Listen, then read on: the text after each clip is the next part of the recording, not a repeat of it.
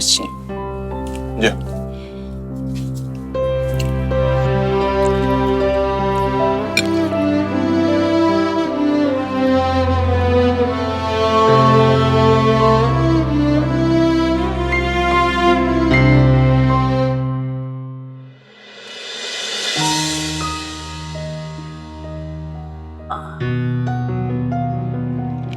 মেঘ বর্ষা ওরা এখনো আসছে না কেন?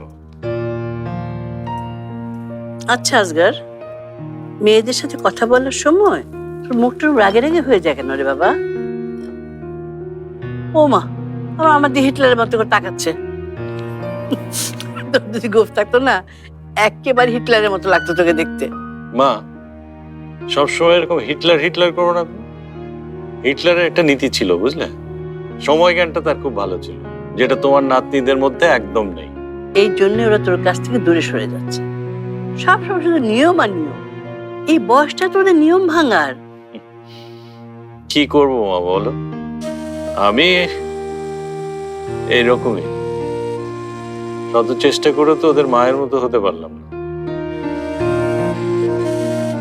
আচ্ছা, ওদের মায়ের মতো তোর হওয়ার কি দরকার বলতো?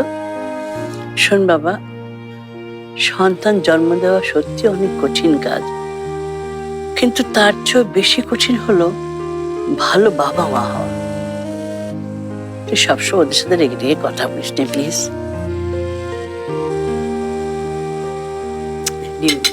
এসো এসো এসো এসো, এই দেরি হয়ে গেল, বস বস, খেতে বস। বসো। এই না, মামলে দে। হ্যাঁ, শোনো, আজ বিকেলে কিন্তু বাড়িতেই থেকো। মোকারম আসবে ওর পরিবারের সবাইকে নিয়ে।